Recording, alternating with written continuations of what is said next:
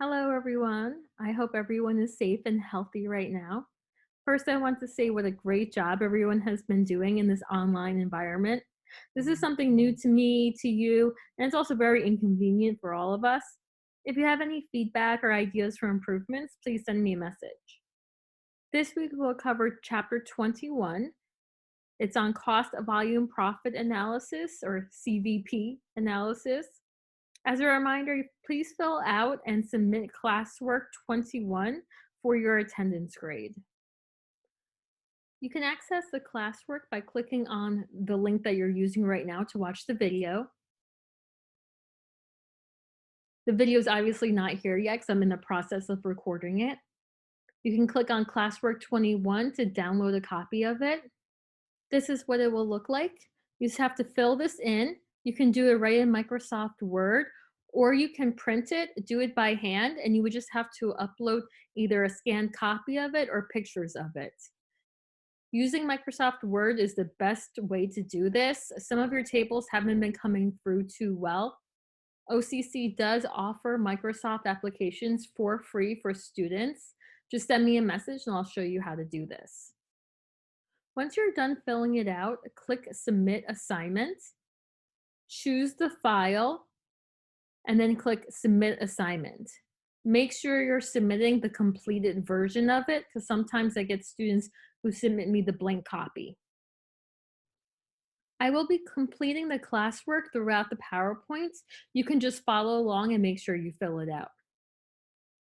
The topics for this chapter are classifying costs, the high-low method, and analysis. We're going to begin by discussing costs. This is pretty similar to what we covered in chapter 18 when we discussed direct materials, direct labor, and factory overhead. Cost behavior is the study of how specific costs respond to changes in levels of business activity. Business activity can mean many things depending on the type of business. For example, it could be units produced in a manufacturing company. In a hotel, the business activity could be rooms occupied. For retail businesses, it could be the number of sales made. Here at OCC, our business activity could be classes taught or even students enrolled. CVP analysis is part of managerial accounting. The purpose is to help internal users make predictions and business decisions such as how many units must we sell to break even? How much does income increase if we install a new machine to reduce labor cost? What is the change in income if selling prices decline, yet sales volume increases? Or it could be vice versa. How will income change if we change the sales mix of our products or services? What sales volume is needed to earn a target income? And many other questions like this. We will begin by discussing the different types of costs. The first cost we're going to discuss is fixed costs.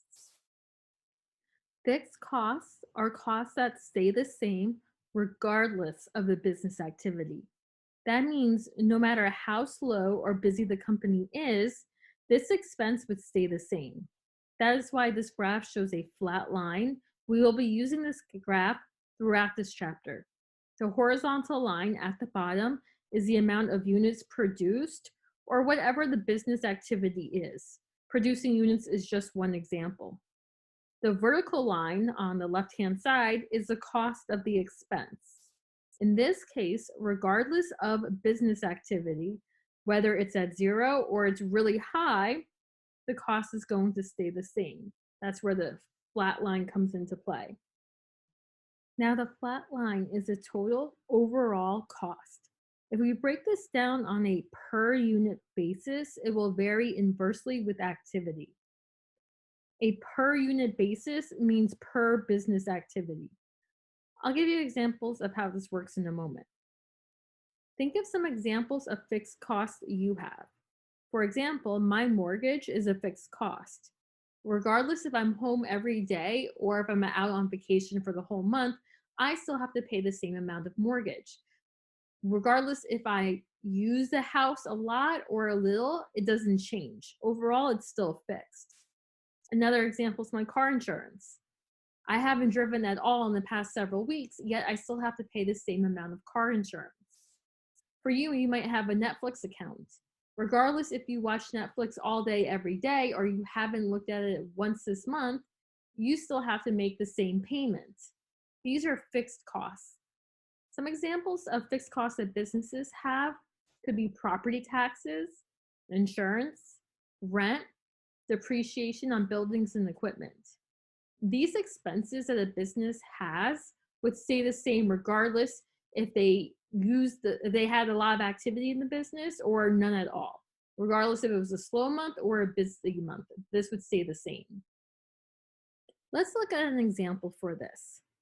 Let's say I pay rent of $1,000 per month for my facility. In my facility, I make shirts.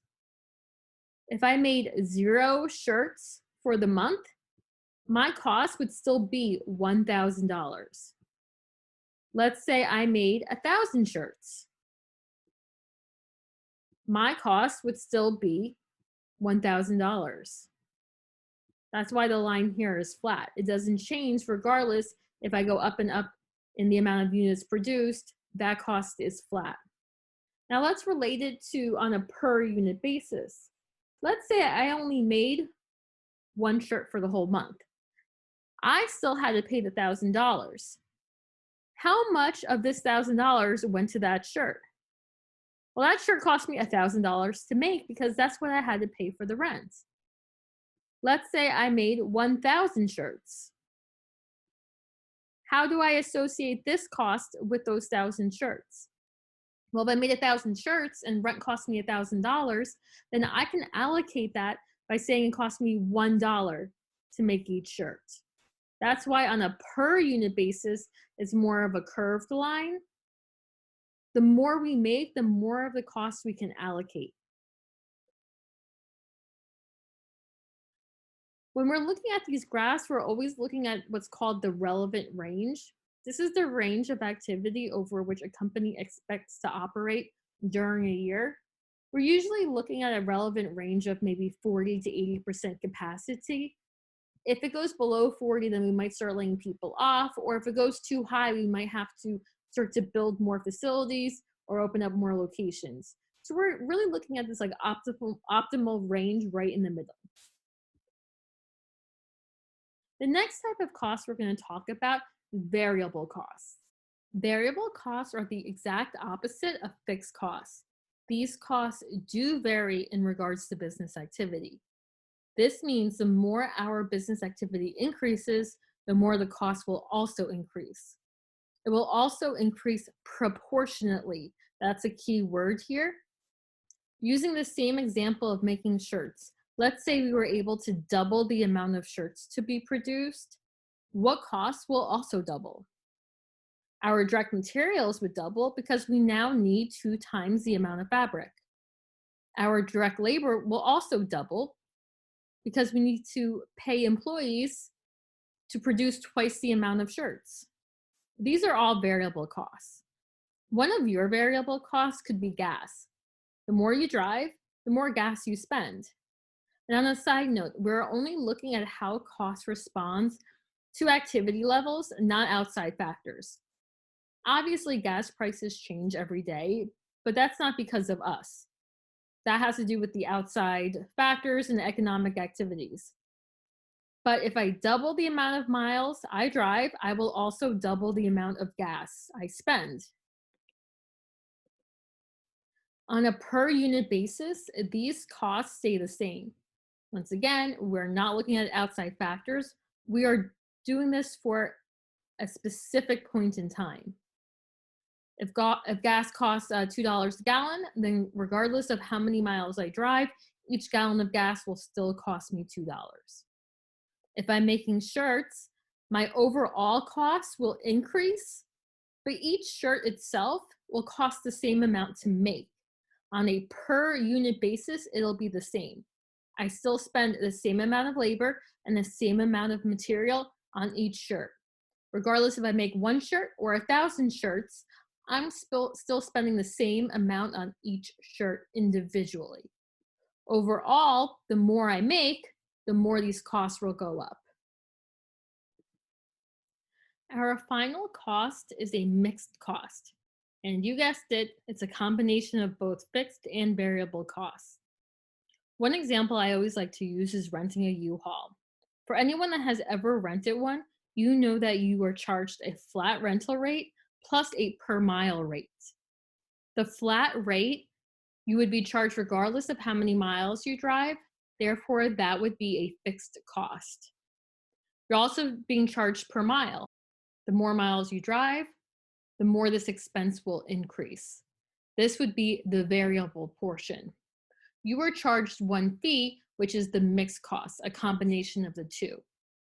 One example that businesses have a lot of, and you also personally, would be utilities. Your electricity bill, your gas bill, heat bill. You're usually charged a flat service rate just for having the service with them, plus your usage is added on top of that. Your flat service fee would be the fixed cost. Then the more you use it, the higher that goes. That would be your variable cost.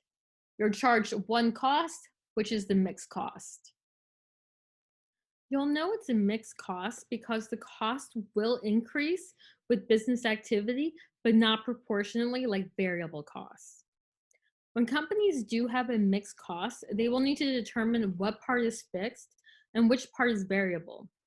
This is because when we do our analysis, we need to know those two amounts and group all the fixed together and group all of the variable costs together. In order to separate and mix costs, we will use the high-low method, which we'll be discussing soon. This graph shows the straight line as the fixed cost, and the variable cost gets added on top of that. The total would be the mixed cost, which would be the fixed cost plus the variable portion will give us the total cost. And like I said, we'll be using the high-low method to figure out the variable amount and to figure out what the fixed amount is. Before we learn the high-low method, let's do our first practice problem. This is number 1 on your classwork. Make sure you're filling this in with me because you need to turn this in. Number 1, identify whether each of the following is best described as a fixed, variable, or mixed cost. In this example, it looks like we're making sporting equipment. A, rubber used to manufacture athletic shoes. Now, I always ask myself, if the business activity increases, if it doubles, will this cost also double? Think about this for a moment. We're making shoes and we need rubber on each of the shoes. Now, if we make twice as many shoes, do we need twice as much rubber? The answer is yes. Therefore, this would be a variable cost. B, maintenance of factory machinery. This one's a little more tough to figure out because there's not one exact answer. What do you think it would be? It really depends on how the company is set up. Do they only call maintenance people in when something breaks, or do they always have someone on staff? We're going to say that maintenance is probably going to be mixed, but depending on how the company is set up, it could be one of the other ones. The rest of them are pretty straightforward. C, packaging expense. We do have to package the shoes. Let's say we put them into a shoe box. Now, if we make twice as many shoes, do we need twice as many boxes? Yes, that would be a variable cost. D, wages of an assembly line worker paid on the basis of acceptable units produced. This is what we're paying someone to make the shoes. If we double the amount of shoes, do we have to double the amount of wages paid to our assembly line workers? We do. Our direct labor expense will increase. It will double because we need to pay them for double the amount of hours. This would be a variable cost. Factory supervisor salary. Do you all understand how salary works? This is different from wages. Wages is on a per hour basis. Salary is one amount for the whole year. Regardless of how many hours are worked, salary would stay the same. For example, I'm on a salary. If I work overtime or if I work less hours, I still get paid the same thing. What cost do you think this would be? This would be a fixed cost because regardless of how many shoes we're making, whether we double or not, the manager or supervisor's salary would still stay the same. F, taxes on factory building. This would be like the property taxes. It's just like I have property taxes on my house. Now, if we make twice as many shoes, will our property taxes also double? No, that's a fixed cost. This will stay the same regardless. Just saying the company is not sending information to the New Jersey government to say, hey, this is how many I made this month, please charge me more money. That's not how it works. You get charged one amount, and regardless of what you do in that space, it's that amount. G, depreciation expense of warehouse. We'll depreciate the warehouse each year. Remember, we're just writing off the cost of us paying for the warehouse.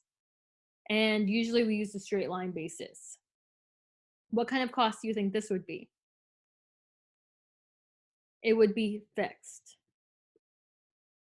Regardless of our amount of units that we're making, we would just write off the same amount of depreciation each year. Okay, we're now going to discuss the high-low method. As a reminder, the high-low method is used for mixed costs. We will use this method to separate the mixed cost into its fixed amount and variable amount. We will use information from the highest and or the lowest levels of activity to determine this. The first step is to determine the variable cost per unit. We will have several months worth of information. We will know the business activity levels and the total mixed costs. To find this number, we will follow this formula. We will look through the data and find the time periods with the highest cost and activity and the time periods with the lowest cost and activity. We will take the highest mixed cost and subtract the lowest mixed cost from it. We will then take the highest level of business activity and subtract the lowest level of business activity. We will then divide both these numbers. To reiterate, it's the highest minus the lowest cost divided by the highest minus lowest activity level. Step 2 is to determine the total fixed costs. The formula for this is a little bit more complicated than from step 1. You can use either the highest numbers or the lowest numbers. However, my advice is to do both. You will get the same answer for both of them. And if your answers do match for both, then you know you did it correctly. To use this formula, you either take the highest or the lowest cost, then subtract the multiplication of the variable cost per unit times either the highest or lowest activity level. The variable cost per unit is the answer you got from step 1. We'll do an example together next. This is not the classwork problem. That's something we'll be going over on the next slide. First, I just want to show you an example of how to do this. We have 4 months worth of data. We have the total units, which would be the business activity. In this case, we also have the total costs. In step 1, we want to divide the highest minus the lowest cost by the highest minus the lowest activity. Look at the cost column, which is the last column. What are the highest and lowest numbers here? The highest number is 59,000 and the lowest number is 38,000. We will subtract these to find the numerator in step 1. 59,000 minus 38,000 equals 21,000. Next, we will subtract the highest and lowest units, which is the business activity. What are they? The highest units is 3,000 and the lowest is 1,250. We will subtract these two numbers to find the denominator. 3,000 minus 1,250 equals 1,750. Now we will divide these two numbers that we just calculated. 21,000 divided by 1,750 equals, you should get 12, which is $12 per unit. This is my variable cost per unit, meaning each unit extra will cost another $12. Step 2 can be done in two ways, the high or low way. I'll show you both. First, you want to take the highest or the lowest cost, which would be the 59,000 and the 38,000, right here. Subtract the variable cost per unit, we got this right here in step 1, times the units, the highest, which is 3,000, or the lowest, which is 1,250. You should do the multiplication first, get that answer, and then subtract that from the total cost. 59,000 minus the multiplication of $12 times 3,000, or 38,000 minus the multiplication of 12 times 1,250. You should get the same answer for both, and it's pretty easy to do, so I do recommend doing both. You would get $23,000 for both of them. This is how we know we did it correctly, and this would be my fixed cost. Now it's your turn to try this with the classwork example. This is number 2. The following information is available for a company's maintenance cost over the last 7 months. We'll use the high-low method here. Remember, you do not need to use all these months, only the highest and lowest. Ideally, I would like you to pause this video and try this problem on your own to see if you understand. You should do this now. Look through the data and find the highest and lowest months. The highest month is November. The lowest month is December. We won't need any of the other months to do this calculation. First, we need to find the variable cost per hour. This would be the highest minus the lowest cost, highest cost minus the lowest cost, divide by the highest activity level minus the lowest activity level. We would do 8,100 minus 3,600, which equals 4,500. We would divide this by 24 minus 6, which equals 18. 4,500 divided by 18 is 250. So our variable cost would be $250 per hour. Next, we have to find our total fixed cost. Remember, there's two ways to do this. I'll do the high way first. We take our highest cost, which is 8,100, minus the variable cost per unit from step 1 times the highest activity level, which would be 24. Remember to multiply this first. 250 minus times 24 would give you 6,000. 8,100 minus 6,000 equals 2,100. This is what I got as the total fixed cost, but let's try the low way to see if we get the same answer. I will take the lowest cost, which is 3,600, minus the variable cost per unit from step 1, 250, times the lowest activity, which is 6. I'll multiply 250 by 6 first, which gives me 1,500. 3,600 minus 1,500 is 2,100. And that might be hard to see, but we get the same answer. 2,100 would be our total fixed cost. And this is the high-low method. This is how we separate the variable portion from the fixed portion. We will now start the analysis portion of this chapter. There are some formulas for this chapter, but not as many or as difficult as the ones from chapter 18. The first set of formulas pertain to contribution margin. All contribution margin are the sales minus variable costs, kind of similar to gross profit. Contribution margin is not the net income because remember there are other costs such as fixed costs. The more sales will increase, the more variable costs will also increase. These numbers will always vary. Once you subtract the fixed costs from this number, then you will have net income. Next is the contribution margin per unit, which is the same formula, but on a per unit basis. You will use the selling price per unit instead of total sales, minus the variable cost per unit instead of all the variable costs. Lastly is the contribution margin ratio.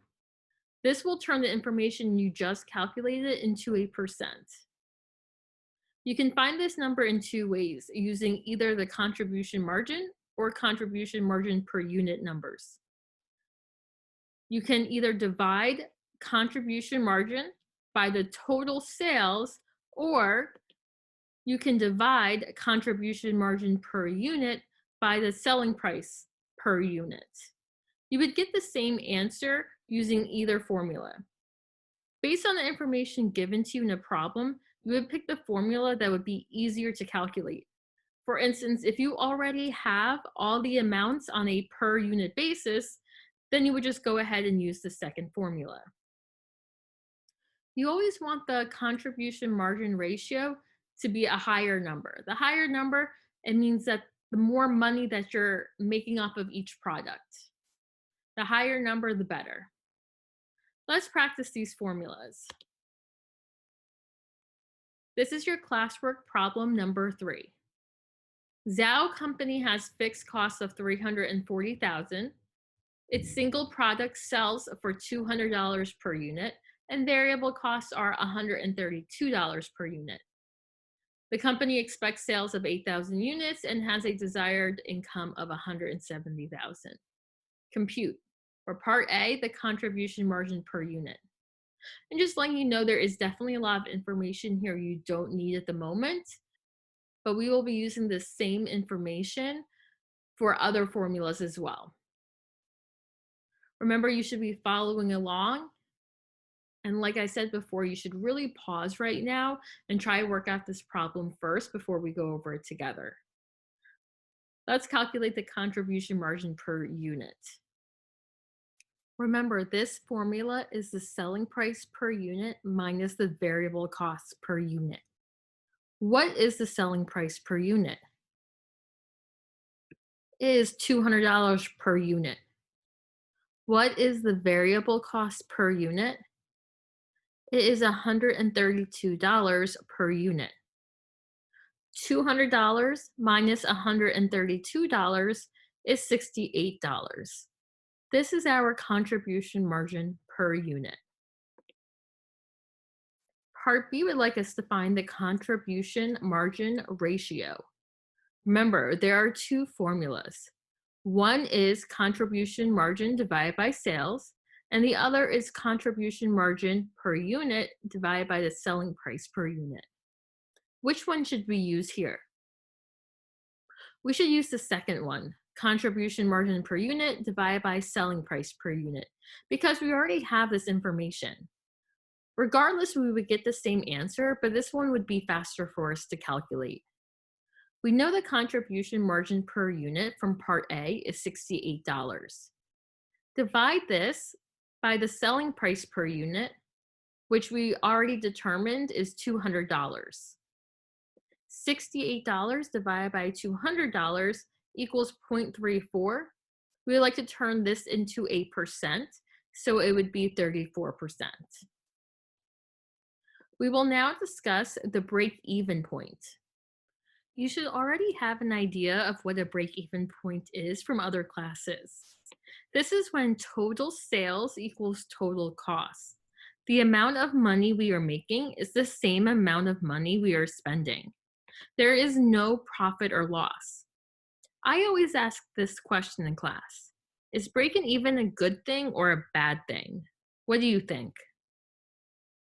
It really could be either or. It depends on the circumstances. If this was your first year in business, where most companies will lose money, then this would be considered a good thing. Or even if we've had losses for several years and now we're breaking even, this would also be a good thing. But let's say you've had a steady profit over the last few years and now you're breaking even, then this would be a bad thing. It's really all relative to what's going on in the business. There are two formulas that pertain to the break-even point. The first formula is to calculate the break-even point in units. This will tell us how many units we need to sell to break even. The formula is fixed cost divided by the contribution margin per unit. The second formula is the break-even point in dollars, which means sales dollars. This will tell us what our sales amount needs to be in order to break even. The formula for this is fixed costs divided by the contribution margin ratio. Let's practice these formulas now. This is still problem 3 on your classwork, part C though. It's still the same information we had before. We need to calculate the break-even point in units. You should pause right now to try to calculate parts C and D, and then unpause it to see if you got it right. Remember, this formula is fixed costs divided by contribution margin per unit. What is the amount of fixed costs? Fixed cost is $340,000. We will divide this by the contribution margin per unit, and we know this number from part A, which is $68. Divide 340,000 by 68. This will equal 5,000 units. We need to sell 5,000 units in order to break even. Any units we sell over 5,000 would be a profit for us. Part D is to calculate the break-even point in dollars. Remember, this formula is fixed costs divided by contribution margin ratio. We already know that fixed cost is $340,000, and we know the contribution margin ratio from Part B, which is 34%. We're going to divide 340,000 by 34%, and this will equal $1 million. This tells us that we need to either sell 5,000 units or make $1 million in sales to break even. Please note that it's the same thing. If we sell 5,000 units, we would then also be making $1 million in sales. Our next analysis topic is the margin of safety. The margin of safety is the difference between your expected sales and your break-even point in sales. Think of this as your safety net. You want to be as far away from the break-even point as possible because that means you're making more of a profit. Calculating margin of safety is very easy. It is your sales minus your break-even point in the sales dollars. You can also turn this into a percent, which can be a more meaningful calculation usually. The margin of safety ratio is our margin of safety, which is the expected sales minus the break-even point. So this numerator could just be your margin of safety, divided by your expected sales. Once again, a higher number is better. Let's practice these formulas. Once again, you should pause this video and try to do these practice problems yourself. We're still working on problem number 3. We're on part E now. Same information, we want to calculate the margin of safety in dollars. As a reminder, this formula is sales minus your break-even point in the sales dollars. We need to calculate our expected sales first. To do this, we multiply the number of units we plan on selling by the amount we sell it for. We expect to sell 8,000 units at a cost of $200 per unit. This would be 1.6 million. We calculated our break-even point in sales dollars in Part D, which is $1 million.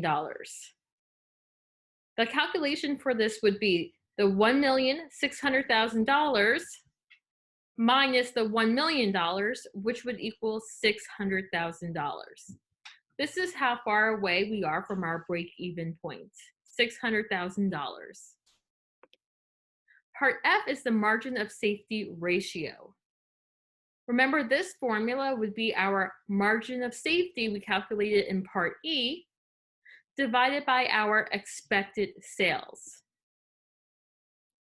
To do this, it would be $600,000, our margin of safety, divided by the 1.6 million, which was our expected sales. Remember, we're gonna need to put this into a percent because it's a ratio. It would be 37.5%. Our last analysis is going to be the target net income. This is similar to the break-even point, whereas our target net income was $0 when calculating the break-even point, and here we will want to find a specific profit amount. The formulas are extremely similar. We will be able to calculate how many units we need to sell or what our sales dollars needs to be in order to achieve that specific net income. For example, I want to make $1 million this year in net income. What do my sales need to be to achieve that? Or how many units do I need to sell to achieve that?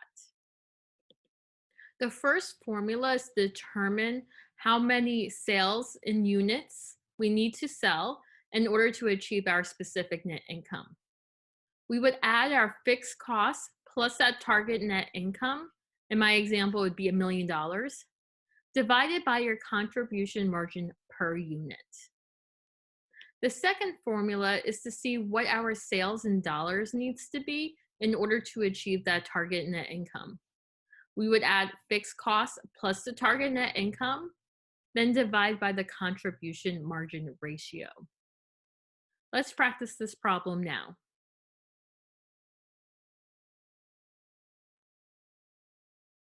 This is part G. We want to find the required sales in units with the same information we've been working with.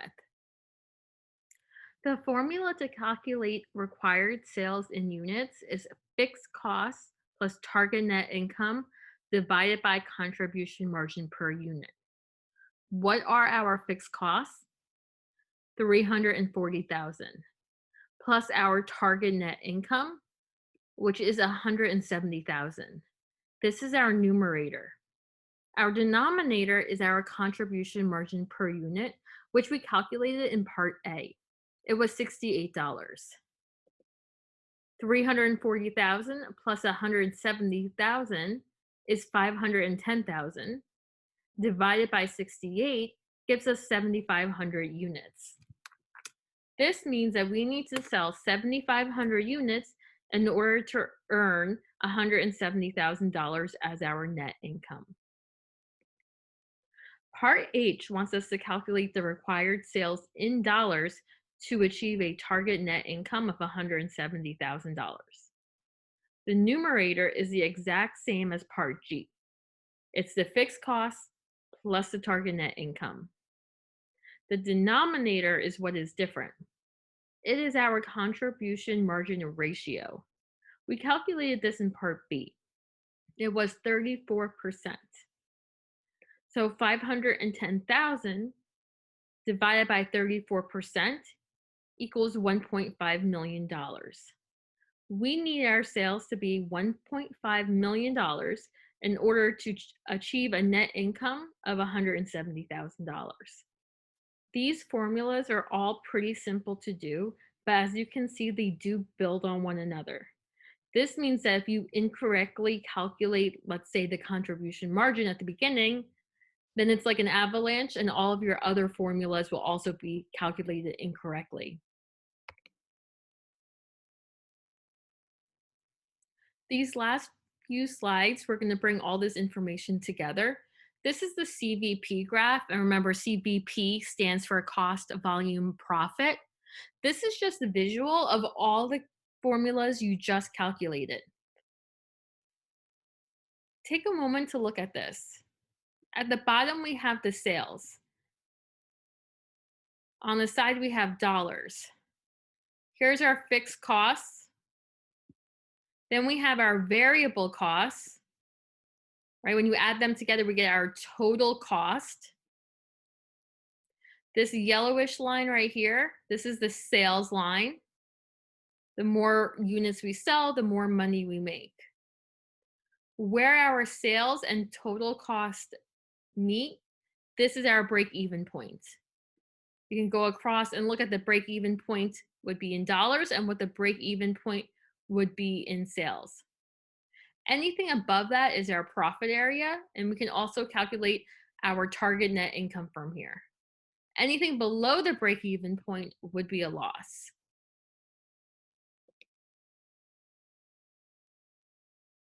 Our last topic is taking a look at the income statement for a company that likes to do a CVP income statement, cost, volume, profit.